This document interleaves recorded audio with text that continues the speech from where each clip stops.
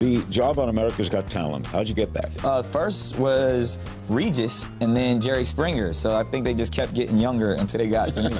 Did you know Kevin Hart would make it big? No, I didn't. Honestly, I'm not gonna lie, because he's actually one of my best friends in life. And I didn't know myself or him would reach the levels that we've reached. We were literally young guys in a comedy club just, telling jokes for dinner. I've gotten a lot of response where like, well, by not voting, that's electing Trump. Don't you think so? I don't think so, but I also, and I'll say it today, I don't think Trump nor Hillary represent our community. Plus, why did you were so in love last time I spoke with you, and I love Mariah. We all love Mariah. All next on Larry King Now.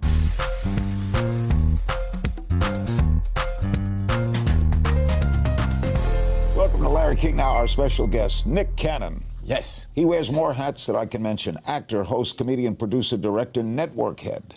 Nick is the host of the NBC hit America's Got Talent, MTV's long-running Wild and Out, as well as Caught on Camera. Nick also serves as chairman and development consultant for Teen Nick, which is part of the Nickelodeon family. Wild and Out premieres August 4th at 10/9 Central on MTV. How do you do all you do? Man, to me, it's all one job. I get to wake up each morning and be creative, so that's my job. I don't really classify it in either form. What's special about Wild and Out? Oh man, it's improv comedy at its best. Always been a fan and a student of improv growing up, and from everything from Second City to Whose Line Is It Anyway. But I also saw very synonymous things in the world of hip hop and poetry and being able to be impromptu and off the cuff. So I just kind of put the two worlds together. Of all right, we're gonna do what we do when we rapping and we vibing in the studio. You get an improv subject and you rap and to we it? just go for it and we get it done. And then we play the classic improv games as well. And I mean, it's been around for over a decade, hundreds or so episodes. So yeah. Are you the host or you do improv too? I do it all. I mean, I created it in a sense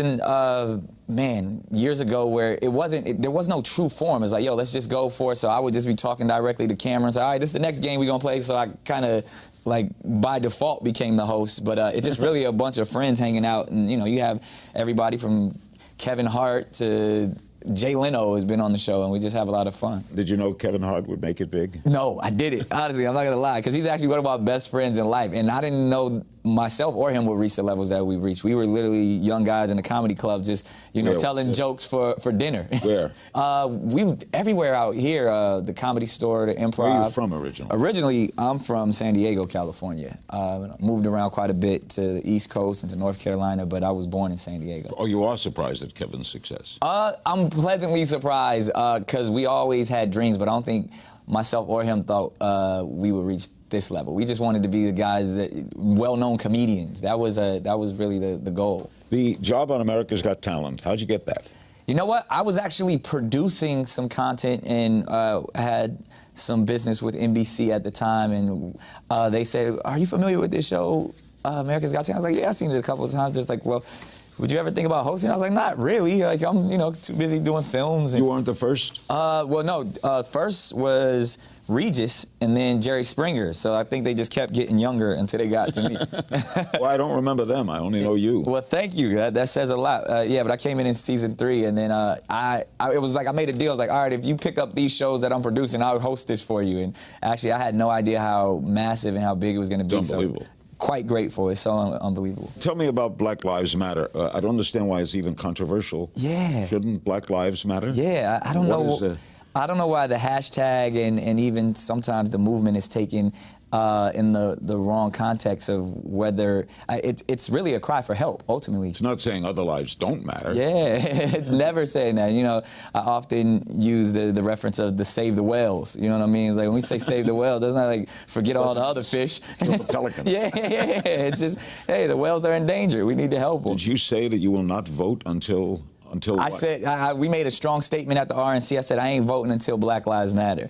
And I have many views on presidential politics when it comes to, I even did a spoken word piece that went viral called Too Broke to Vote, and really speaking to the community of saying, like, this is a disenfranchised community that actually isn't truly represented, especially in this two-party system with the two candidates there at the helm. So I'm saying, like, I'm not really interested in the pageantry. Local voting, understanding who our city council is, understanding the propositions and things that are going on, definitely supporting that. But when it comes to that pageantry, that political apathy, I'm not interested. But if blacks stay home, you're going to elect Trump? Nah, see, Larry, do you really think it works that way?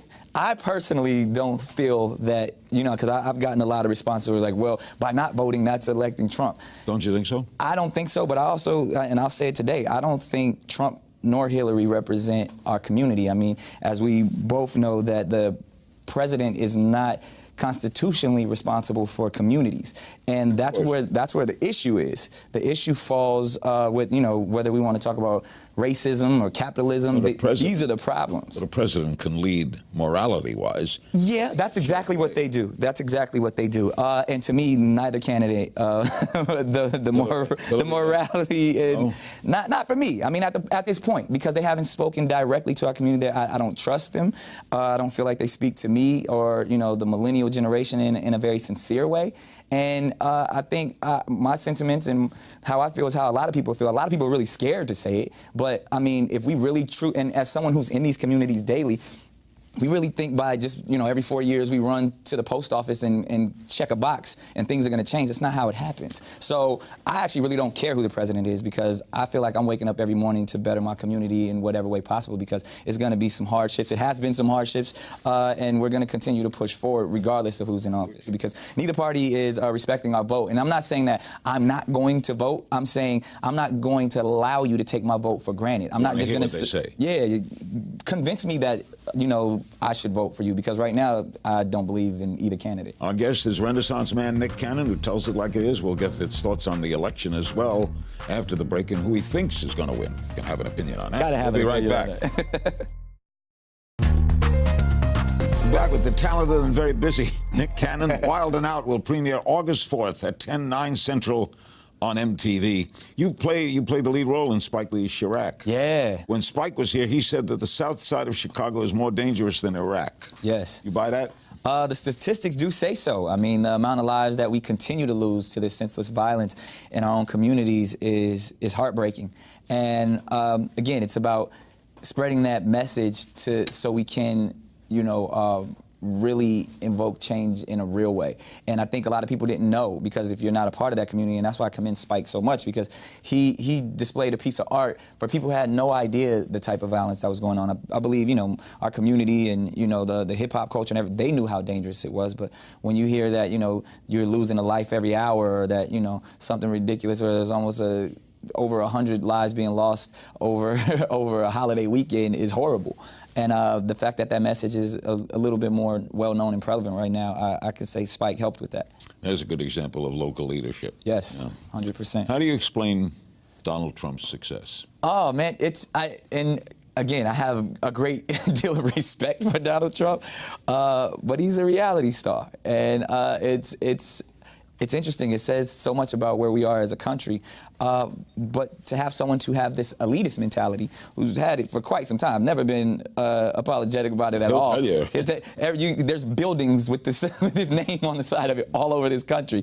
So for him to act as if he's speaking for, the little guy, in the everyday. Right? But he's entertaining. I believe there's even a statement that he made, a few years back, that he said if he were to run for president, he's going to run for with the Republican Party, because all he has to do is repeat the Fox News rhetoric and they'll elect him. And I feel like, he told you guys what he was going to do. That's what he's doing. Would it be safe to say if Nick Cannon does vote, it would be for Hillary? Ooh. You can vote for yourself, right? You can write your name. You can write your name. write my name. That, I would vote for you. Okay. I say Black Lives Matter. There it is. You got my vote.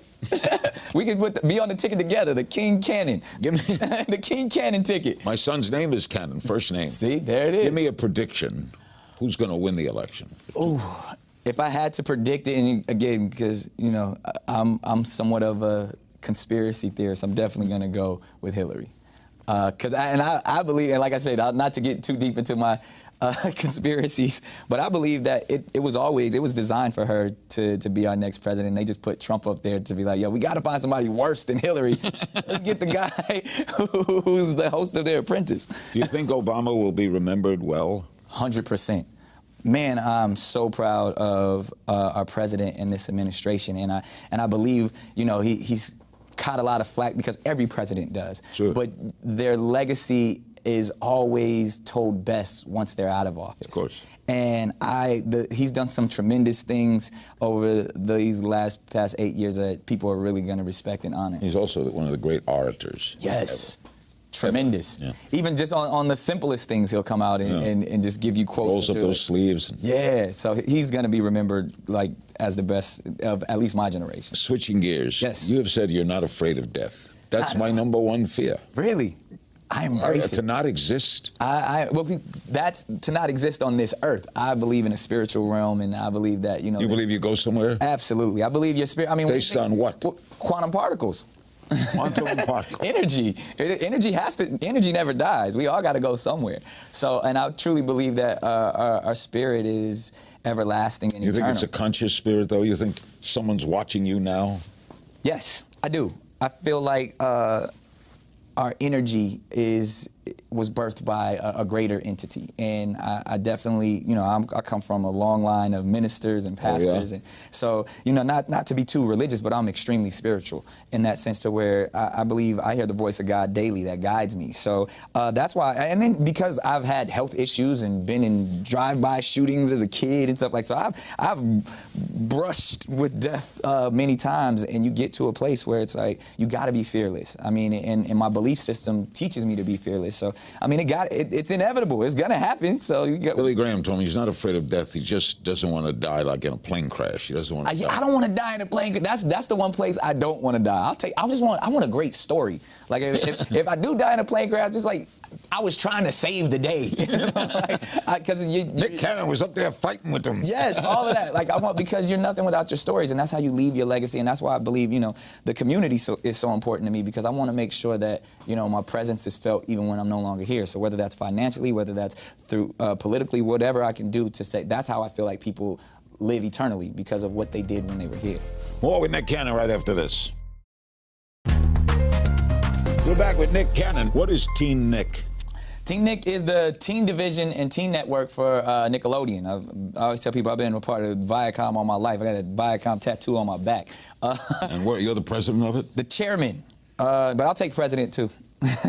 I kind of, since 2008, I've kind of been over there heading up the development and the marketing and the branding. Well, Spike Lee, your friend, has said, yes, it's easier to be president of the United States as a black person than to be head of a studio or a network.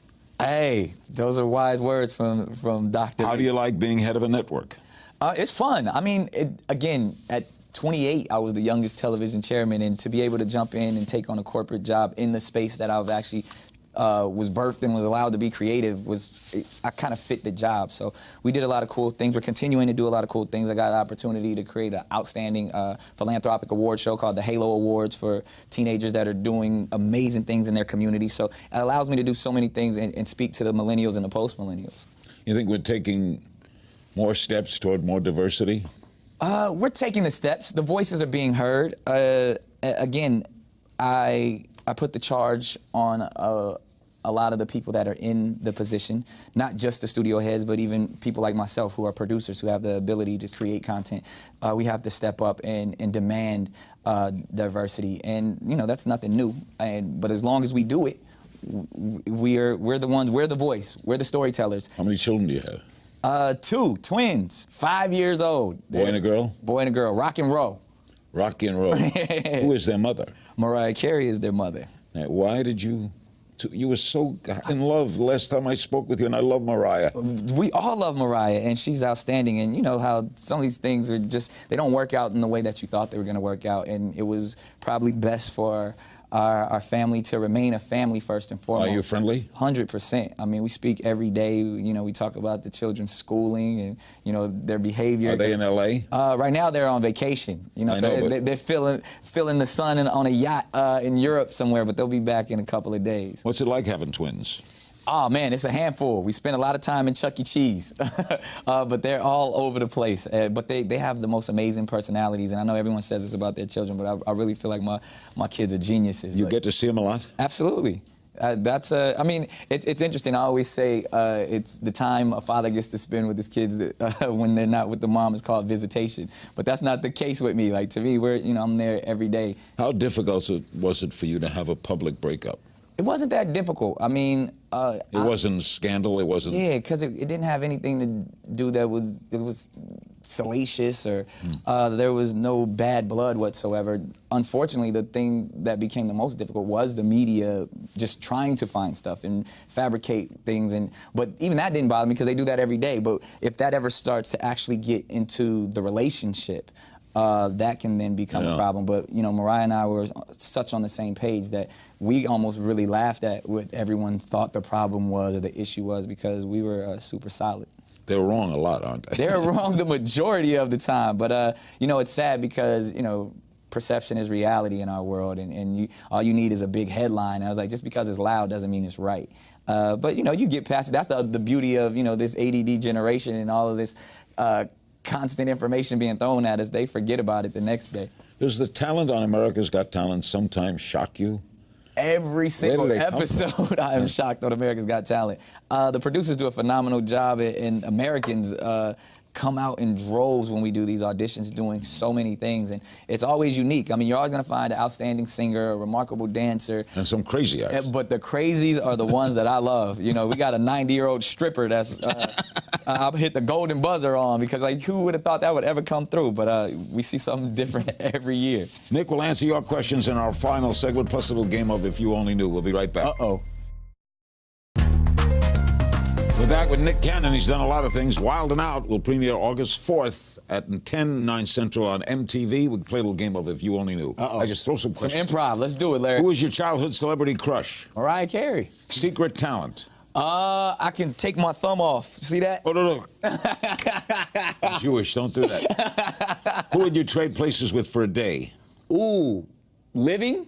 Oh, it had to be Barack Obama. Someone you're dying to work with? Ooh, dying to work with Kendrick Lamar. Something you regret? That I don't know what regret feels like. Guilty pleasure? Guilty pleasure. Candy. Fruity candy. What professional accomplishment are you most proud of? Professional accomplishment I'm most proud of? Being the youngest staff writer in television history. What characteristic do you most value in other people? Honesty. Something you wish you were better at?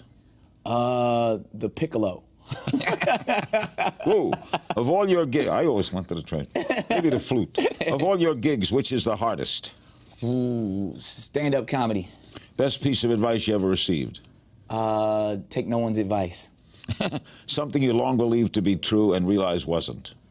Man, that question could get me in trouble. I know what you handed a free home of the brave. There it is. Tell me something people don't know about you. That I study 6 different martial arts. Wow.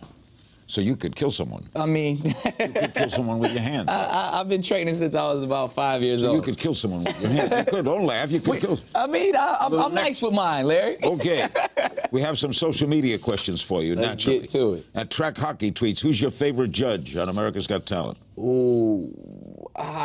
It used to be Howard Stern. But he's no longer there. So in history, I would say Howard Stern is definitely my favorite judge. Because he was a good judge, wasn't he? Yeah, I love him. He wasn't crazy. Yeah, but he was straight to the point, but he could get, you know, especially in those long days, he can tell you, like, he'd make a 6-year-old cry in a minute. But currently, I would have to say Heidi. Not bad looking, huh? Yeah, best looking judge by far. Beth Hansman on Facebook. How are you feeling since your kidney ailment? I'm feeling well. What was wrong? In 2012, I was diagnosed with lupus nephritis after I had acute kidney failure. And from that point on, you know, again, having a couple of brushes with death and spinning. Did you need dialysis? Because it was lupus, they went through a different process of how, you know, they cured me. Are you okay now? I'm okay now. Lots of medication, unfortunately, but tons of water and, you know, trying to do it the holistic way to where I can get to a place where, you know, I don't need to be putting anything foreign into my body. But you're okay? Yeah, 100%. Best shape I've ever been in my life. Can't you see, Larry? Yeah, you look great. Are you wearing suspenders? Yeah, I did this for you. Hey, that's great, man. I'm honored. Shella V wants to know when you're going to do another movie. I have a film coming out this year that I directed, starred, and produced called King of the Dance Hall with myself. Whoopi Goldberg plays my mother, Lou Gossett Jr. It's going to be great, so you'll be seeing that this year. Paul Petsu, do you think Ryan Seacrest is your only competition? I don't even think he's my competition. I love Ryan. He's a good guy. He's amazing, but I think we're two totally different beings. I'm more of a creative. I'm more of an artist in a sense. He likes the business end. Yeah, and I love it too. I mean, I understand why people compare us. You know, we do a lot of similar things, but you know, I started out as an artist, and I'll continue to be an artist. At Zoe is a Ninja Rights, I want to know if you're crushing on anyone. I'm always crushing on someone. That's my problem, Larry. Shan Ryan via our blog asks, is it true you have 8 Jack Russell Terriers? Yes. There might even be 9 at this point. Why do you like that dog so much? Well, you know what? It started off with 1, and then I ended up buying Mariah a dog to mate with the 1, and then they just started procreating. Shane has another one. I've noticed you've been wearing turbans out lately. Yeah. What's the inspiration? Sovereignty. That's my crown. And a lot of times it's just crazy braids up underneath it. But you know what? When I speak to these communities, specifically these young men in these communities, I'm trying to recondition the mindsets and show people the value of our life and that we come from royalty. And, you know, with the motherland and the birthplace being Africa of all existence, I kind of want to tap into that mindset for these young people. So that's what I do. I try to represent that. How do you feel emotionally when you see, and they capture it on video, a cop kill a guy who's unarmed, whether it's black or white? Yeah. The Staten Island guy was white. Yeah. How do you feel emotionally? It's heartbreaking, but as much as I attempt to live a fearless life, it's scary to know that can happen to you. And one bad apple spoils the bunch. Right, and to be able, you know, I believe this has been going on for years. It's just the fact that now we have cameras and media to display it, and the fact that sometimes there's no repercussions or, you know, actual criminal repercussions in the sense from our criminal justice system makes it even more scary, because man, if they feel like they can, even once we've shown you the video and there's still no indictment, and don't believe you lying eyes. yeah, it's like, okay, then now we're just giving them too much power. And again, I feel like we no longer have the value of life in itself. And you know, a life is a life. We can scream Black Lives Matter, Blue Lives Matter, All Lives Matter. We all have a life. We all want to get home safely, and they're taking that right away from us. Something you haven't done in show business you'd like to do? Something I haven't done in show business I'd like to do.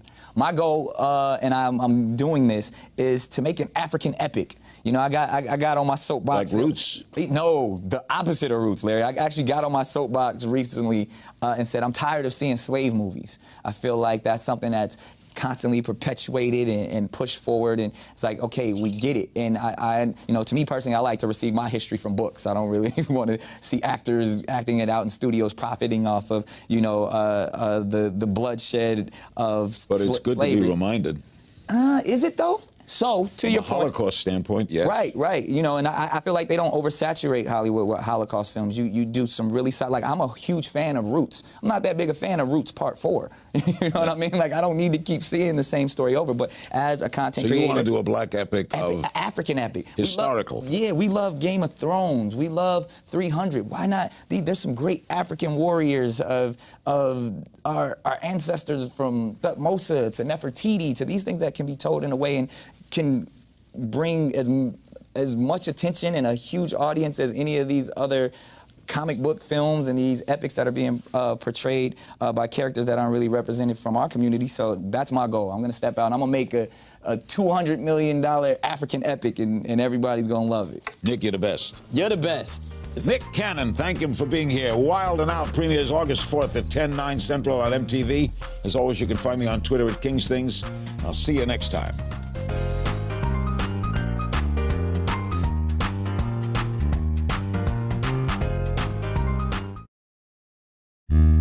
On Larry King Now, he does it all. It's Nick Cannon. The job on America's Got Talent, how'd you get that? First was Regis and then Jerry Springer. So I think they just kept getting younger until they got to me. Did you know Kevin Hart would make it big? No, I didn't. Honestly, I'm not going to lie, because he's actually one of my best friends in life. And I didn't know myself or him would reach the levels that we've reached. We were literally young guys in a comedy club just, telling jokes for dinner. I've gotten a lot of response to it, like, well, by not voting, that's electing Trump. Don't you think so? I don't think so, but I also, and I'll say it today, I don't think Trump nor Hillary represent our community. Plus, why did you were so in love last time I spoke with you, and I love Mariah.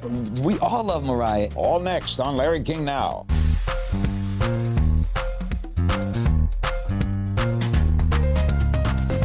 Welcome to Larry King Now, our special guest, Nick Cannon. Yes. He wears more hats than I can mention. Actor, host, comedian, producer, director, network head. Nick is the host of the NBC hit America's Got Talent, MTV's long-running Wild and Out, as well as Caught on Camera. Nick also serves as chairman and development consultant for Teen Nick, which is part of the Nickelodeon family. Wild and Out premieres August 4th at 10/9 Central on MTV. How do you do all you do? Man, to me, it's all one job. I get to wake up each morning and be creative, so that's my job. I don't really classify it in either form. What's special about Wild and Out? Oh, man, it's improv comedy at its best. Always been a fan and a student of improv growing up, and, from everything from Second City to Whose Line Is It Anyway, but I also saw very synonymous things in the world of hip-hop and poetry and being able to be impromptu and off the cuff. So I just kind of put the two worlds together of, all right, we're going to do what we do when we rapping and we vibing in the studio. You get an improv subject and you rap to it? And we just go for it and we get it done. And then, we play the classic improv games as well. And I mean, it's been around for over a decade, hundreds or so episodes. So Are you the host or you do improv too? I do it all. I mean, I created it in a sense years ago where there was no true form. It's like, yo, let's just go for it. So I would just be talking directly to camera and say, all right, this is the next game we're going to play. So I kind of, by default became the host. But it's just really a bunch of friends hanging out. And, you have everybody from Kevin Hart to Jay Leno has been on the show, and we just have a lot of fun. Did you know Kevin Hart would make it big? No, I didn't. Honestly, I'm not going to lie, because he's actually one of my best friends in life. And I didn't know myself or him would reach the levels that we've reached. We were literally young guys in a comedy club just, telling jokes for dinner. Where? We everywhere out here, the Comedy Store, the Improv. Where are you from originally? Originally, I'm from San Diego, California. Moved around quite a bit to the East Coast and to North Carolina, but I was born in San Diego. Oh, you are surprised at Kevin's success? I'm pleasantly surprised, because we always had dreams, but I don't think myself or him thought we would reach this level. We just wanted to be the guys well-known comedians. That was really the goal. The job on America's Got Talent, how'd you get that? You know what? I was actually producing some content and had some business with NBC at the time, and they said, are you familiar with this show